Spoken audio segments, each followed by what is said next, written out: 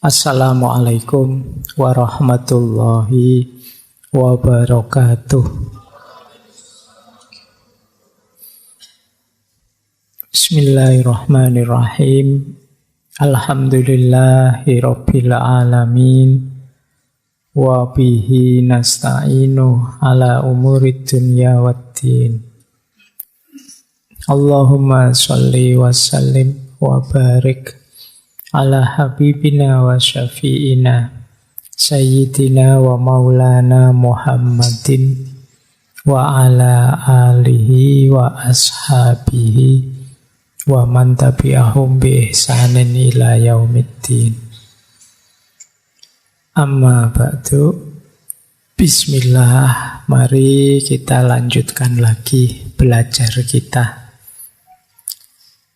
Ini seperti saya bilang dulu, bulan ini temanya masih tidak terlalu berat-berat. Ini bulan pemanasan setelah kita libur. Malam hari ini temanya kebencian. Tapi kebencian bukan kebencian secara umum ya, ketika kita membenci yang di luar diri. Kalau tentang kebencian pada sesuatu di luar diri kita, itu dulu kan pernah kita bahas. Kalau teman-teman merujuk beberapa tahun yang lalu, kita sudah pernah membahas filsafat kebencian. Saya masih ingat tema kebencian itu kelihatannya gandeng dengan tema pemaafan, forgiveness. Nah, malam hari ini kebencian yang khas. Masih ada hubungannya dengan jiwa dan kepribadian kita.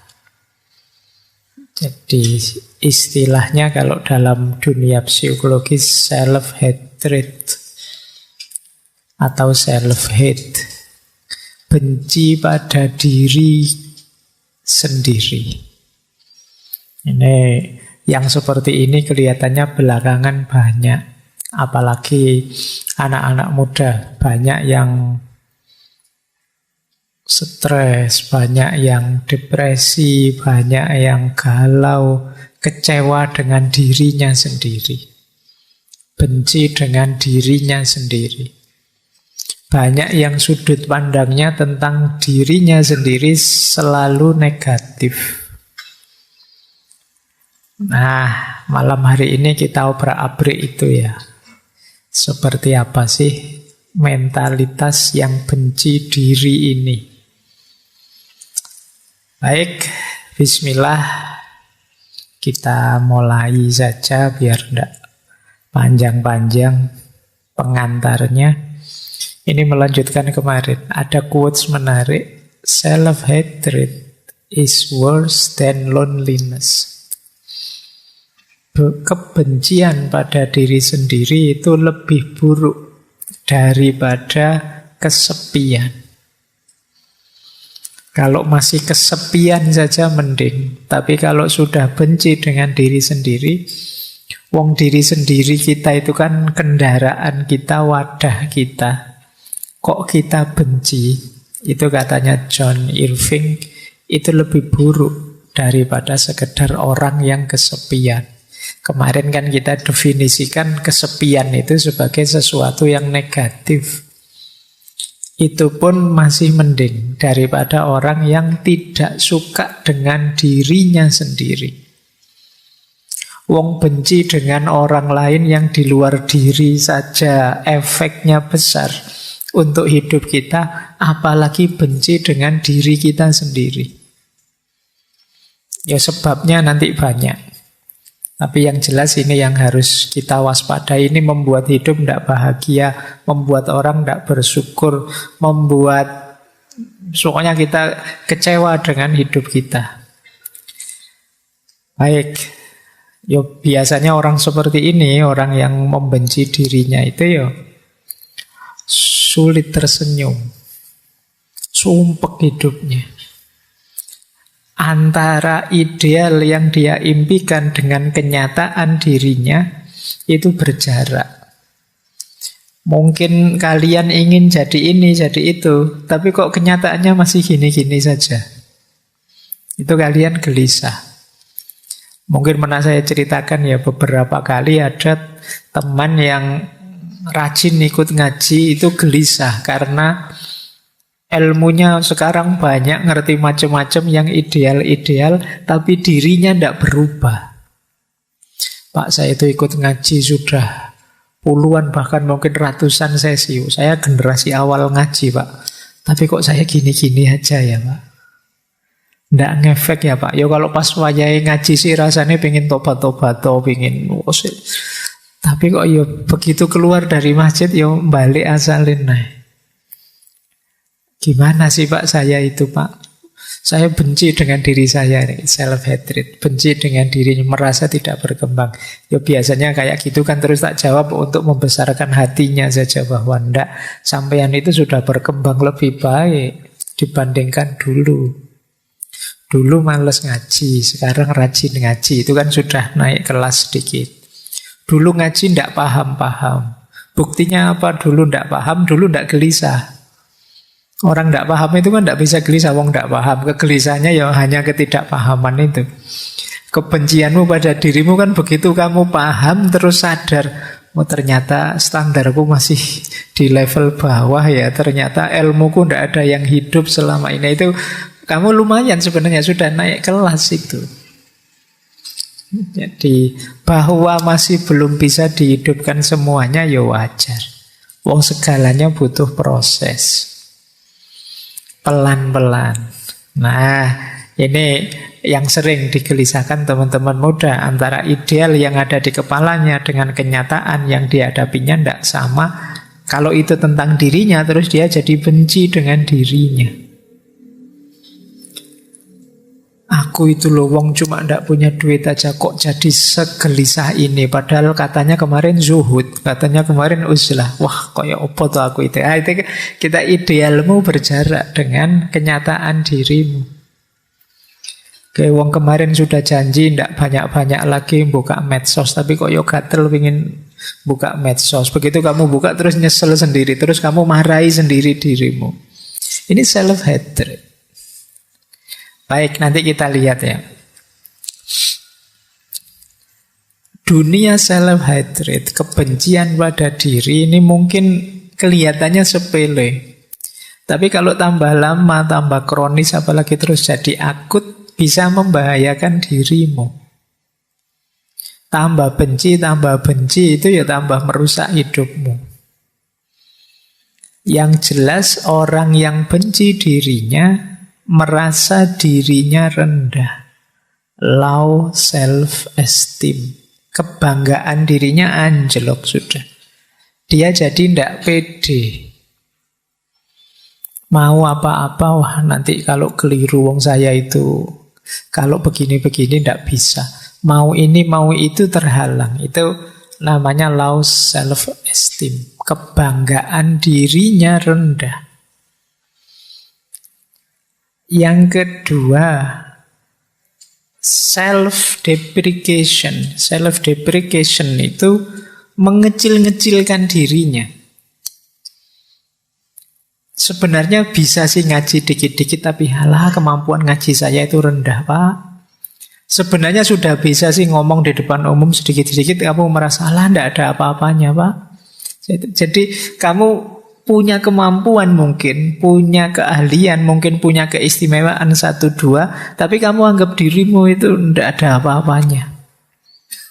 Jadi kamu merasa pokoknya kecil saja, kamu merasa tidak pantas saja, kamu merasa tidak layak saja, itu self-deprecation. Jadi kamu degradasi sendiri dirimu, kamu rendahkan sendiri dirimu. Orang yang seperti ini nanti bisa self-sabotage, mensabotase dirinya sendiri. Harusnya bisa jadi juara sih, kamu kecil-kecilkan sendiri dirimu, akhirnya nggak jadi juara kamu. Harusnya kamu sudah pinter jadi ahli pidato, tapi ya karena kamu jarang tampil, akhirnya ya sampai hari ini tidak berkembang. Yang mensabotase dirimu siapa? Dirimu sendiri. Nanti kita bahas agak panjang ini, self-sabotage ini. Bagaimana kita mensabotase diri kita sendiri. Hati-hati kalau sampai level self-harm. menyakiti diri. Biasanya kalau sudah menyakiti diri ini ya levelnya sudah agak depresi. Jadi, nekat sudah, Mas, jangan banyak makan itu, nanti sakit sampean darah tinggi loh, ndak apa-apa, mati yo ben, Aku biasanya wis mulai. Iki rotok gawat kalau sudah begitu. Jadi salah ya sudah, rusak ya ben, hancur-hancurlah sekalian. Itu biasanya kalau sedang patah hati begitu. Jadi self harm, menyakiti dirinya sendiri. Ini atmosfernya. Dunia kebencian terhadap diri itu ternyata ya bersinggungan dengan harga diri, nilai diri, sabotase diri, dan juga menyakiti diri sendiri. Ayo ya, kita mulai malam hari ini latihan. Karena model self-hate ini yang seperti saya sebut tadi adalah ciri orang yang hidupnya tidak bahagia. Tidak mungkin dia bersyukur, orang merasa hidupnya berat, dan jadi beban, baik bagi dirinya maupun lingkungan sekelilingnya. Kita lanjutkan.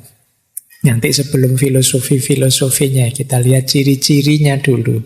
Ini dulu pernah kita bahas sekilas ketika kita membahas self-love, cinta diri. Malam hari ini lawannya, self-hatred. Orang yang benci diri itu punya beberapa ciri khusus. Yang pertama, selalu melihat negatifnya dirinya. Pokoknya diriku itu apalah, wis pokoknya. Sudah tidak ada nilainya. Jadi, padahal ada pinternya loh diri ini, tapi kamu lihat wajah saya itu jelek, sing ditonton itu terus. Padahal kamu geser sedikit loh, di balik wajahmu ada otak yang cerdas loh. Kamu tidak bangga, kamu kok sibuk dengan wajah saja. Padahal mungkin wajahmu hanya sempurna sih, cuma ada jerawatnya saja 3 atau 4 itu. Tapi kamu sibuk lihat jerawat itu saja. Lupa banyak nikmatnya Allah yang lain loh di sekujur tubuhmu. Tapi kamu hanya lihat itu. Hidupmu perfect, sempurna. Kurangnya cuma 1, belum punya pasangan, itu saja. Tapi itu kamu koyo-koyo wis arep mlebu neraka itu. Waduh, beratnya hidupku. Cuma itu saja. Jadi selalu melihat negatifnya diri. Itu ciri-ciri self-hatred. Yang kedua, biasanya terus membandingkan diri dengan yang lain, melihat di yang lain sisi positifnya, yang dalam dirimu sisi negatifnya. Sehingga terus muncul iri atau muncul dengki. Enak ya temanku itu males kuliah tapi nilainya bagus-bagus. Kamu bandingkan, saya juga males sebenarnya tapi nilaiku kok jelek ya misalnya. Jadi kamu bandingkan dirimu dengan teman. Hidup selalu dalam perbandingan. Orang Jawa punya pepatah urip itu wang sinawang, saling melihat. Kita selalu saja melihat yang lain lebih dari kita. IP-mu paling tinggi, tapi lihat temanmu, enak ya teman-teman itu bisa ngobrol asik, bisa hidup santai, saya kok enggak bisa ya. Nah, ini golongannya self-hatred. Kamu banding-bandingkan terus. Jadi, ojo dibanding-banding ke. Kama kola lagu dangdut. Baik. Yang ketiga, tidak percaya diri. Tidak pede. Jadi kamu merasa tidak bisa apa-apa, padahal banyak kebisaanmu. Pokoknya bahasa sederhananya minder. Disuruh apa-apa minder, padahal bisa. Sehingga kadang-kadang ya ketika ketemu momennya yang kamu harus menunjukkan kemampuanmu, akhirnya kamu gugup. Jadinya tidak maksimal. Begitu tidak maksimal, kamu lihat dirimu tambah rendah lagi. Tiba-tiba disuruh ngaji di depan orang banyak. Padahal kamu bisa kok ngaji, itu sudah lancar. Tapi begitu karena kamu minder, akhirnya tidak maksimal. Keluarnya sering salah diingetin orang. Terus kamu tambah drop, tambah minder. Ini hatred mindset, self-hatred mindset. Karena kamu tidak percaya diri, akhirnya kamu tidak maksimal. Ketika kamu tidak maksimal, hasilnya tidak bagus. Ketika hasilnya tidak bagus, kamu tambah benci dirimu sendiri. Oke, padahal kamu jago loh, padahal kamu hebat loh. Misalnya kamu nembak orang lain, nembak pasanganmu mesti langsung diterima. Tapi karena kamu tidak pede, nembaknya ragu-ragu. Akhirnya ditolak. Kamu terus tambah tidak pede lagi. Nah, ini self-hatred, siklusnya. Yang keempat, ciri bahwa teman-teman benci dengan diri sendiri apa? Sulit menerima pujian. Wong orang itu sudah jelas-jelas muji kita loh, tapi kita merasa Anda itu mesti basa-basi saja. Ini mesti ya karena teman sendiri sih, yo ngomongnya mesti ngono. Coba di belakang ngomongnya mesti beda. Kita sulit dipuji, jadi dipuji orang kalau kita merengut saja, dipuji orang kita mencucu saja. Kok ndak seneng dipuji orang? Itu paling basa-basi, Pak. Itu ndak serius mesti. Ini self-hatred. Padahal mungkin orangnya tulus. Melihat kita mampu terus dia puji. Seandainya toh dia basa-basi, kita kan bisa membaca itu berarti dia menghargaiku, ndak ingin menyakitiku. Di titik itu pun kita kan ndak harus drop, ndak harus anti dengan pujian. Bahwa pujian itu membuat orang terlena, tapi kan kita menolaknya kan ndak harus segitunya. Jangan kok dipuji, wah hari ini kok ganteng sekali mas. Kamu basa-basi ya, mau ngomong yang enak saja, yang lainnya ya enggak. Ya diterima saja. Jadi sulit menerima pujian. Kemudian merasa bahwa orang-orang itu mesti melihatku semua dan secara negatif.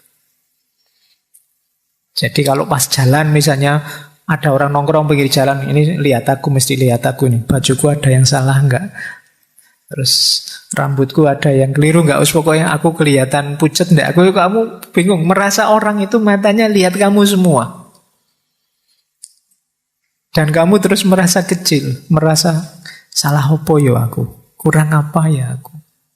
Itu salah. Padahal orang di pinggir jalan itu kan ya biasa kan ada orang lewat ya dilihat, tapi ya enggak segitunya kok. Wah, mesti perhatian enggak begitu. Ya kayak kalian nongkrong, misalnya kalian yang di pinggir jalan, ada orang lewat kan biasa saja.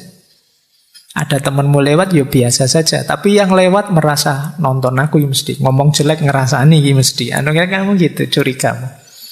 Jadi pokoknya kamu anggap orang lain itu enggak suka kamu semuanya. Ini self-hatred. Jadi kamu memberi dirimu beban yang sangat berat. Tadi dipuji merasa tidak nyaman, apalagi dikritik. Habis sudah. Kalau ada yang kritik itu langit runtuh sudah bagi orang ini. Padahal mungkin kritiknya simpel saja. Mas itu di mulutnya ada nasinya loh. Wah, kamu malunya kayak habis melakukan apa? Wong biasa saja, mau ya kritik kecil saja. Sederhana saja. Mungkin kadang-kadang ya kritiknya penting. Tapi kan orang yang self-hatred ini begitu dikritik, ya dia merasa bahwa dia hidupnya sudah rendah, hidupnya sudah kotor, hidupnya sudah kacau, hidupnya sudah tidak di rel yang seharusnya. Jadi ini berarti kalau teman-teman sering begini ya coba dicek, jangan-jangan ada gejala self-hatred tadi. Jadi kita terlalu benci dengan diri kita. Jadi kita waspada dengan diri kita sendiri. Begitu ada orang kritik, kita merasa, wah ini aku jelek ini. Padahal mungkin kritiknya itu hanya bagian tertentu dari diri kita. Mungkin baju kita, mungkin ngeritik potongan rambut kita, atau ngeritik wajah kita yang pucat karena jarang tidur, tapi kita merasa diserang semua aspek diri kita. Nah, tentang kritik ini ya memang butuh ketahanan mental sendiri.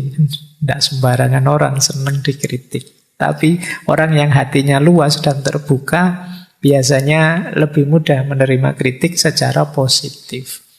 Tapi orang-orang yang self-hatred ini, yang benci dirinya, itu biasanya panik kalau dikritik. Kalau teman-teman kok misalnya posting apa di medsos, terus dikritik orang, kok teman-teman langsung panik, itu jangan-jangan ada gejala ini. Jadi padahal ya biasa saja orang, apalagi di medsos. Kadang di medsos itu ya ngeritiknya iseng saja. Ini kok isinya muji-muji semuanya, tak tambahi kritikan yang misuh-misuh lah sekali-sekali. Ya, padahal itu iseng saja dan kamu nanggapinnya serius. Kamu tidak bisa tidur gara-gara satu komen itu, padahal 100 komen positif. Hanya satu komen yang negatif, kamu terus tidak bisa tidur. Wah, ini harus diperbaiki lagi, ini harus diubah. Akhirnya kamu ubah. Dan terbalik akhirnya, yang muji satu, yang 100 tidak suka. Gara-gara kamu mudah panik.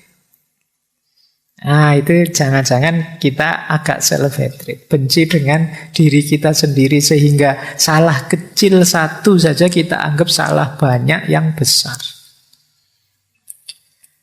Kemudian ada lagi anggapan bahwa aku tidak bisa berhubungan dengan orang lain. Kalau dekat dengan orang lain, jangan-jangan orang lain susah karena aku. Aku tidak betah dekat dengan orang lain.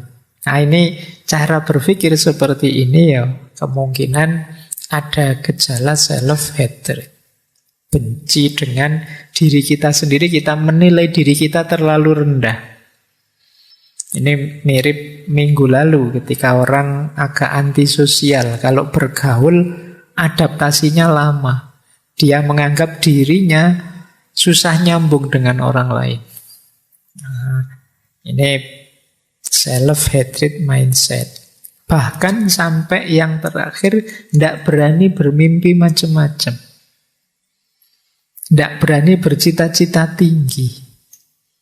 Cita-citanya apa mas besok kalau sudah lulus kuliah? Tidak tahu saya apa ya saya bisa, apa ya saya mampu, apa ya saya... Ya, kalian kalau jawabannya begini ada gejala self-hatred. Kalian tidak percaya diri bahwa kalian bisa. Sudah lulus sampai semester 6, sekarang bisa apa? Tidak bisa apa-apa saya itu pak, ya tidak tahu ini. Itu rada minder gitu, jangan-jangan kalian benci dengan dirimu sendiri di kadar tertentu. Padahal ya kamu bisa, ya sedikit-sedikit saya bisa lah Pak filsafat, meskipun tidak terlalu dalam, tapi ya ngerti lah saya. Nah itu masih mending. Tapi kan banyak orang, saya tidak tahu, mungkin ada efek dari gaya orang timur yang lebih suka tawaduk. Jadi gayamu kayak tawaduk, padahal sebenarnya minder. Jadi tidak percaya diri. Nah ini coba kalian renungi ya, ini ciri-cirinya saja biar lebih paham, pengantar untuk self-hatred mindset. Coba perhatikan lebih luas. Ini kalimat, kata-kata yang sering kalian sampaikan untuk dirimu sendiri. Kalau kalian benci aku dengan diriku, itu kemungkinan self-hatred. Waktu itu loh sudah niat poso Senin Kemis, kok iya setiap kali hari Senin pura-pura lupa sarapan itu loh.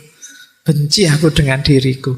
Sudah niat sholat tahajud mau tak istiqomai, sudah niat mau rajin sedekah, sudah niat baikku banyak kok tidak ada yang jalan. Benci aku dengan diriku. Nah, sudah niat mau banyak baca, belakangan ini banyak belajar kok tidak jadi. Buka HP niatnya mau ngaji kok ya jadi tiktokan misalnya. Wah, benci aku dengan diriku. Nah, ya kalau banyak-banyak itu ya bisa bikin self-hatred mindset tadi. Jadi lama-lama kalian tidak sadar yang paling kalian benci di dunia ini ternyata dirimu sendiri. Saking seringnya kamu membenci dirimu yang tidak cocok dengan ideal yang kalian tetapkan.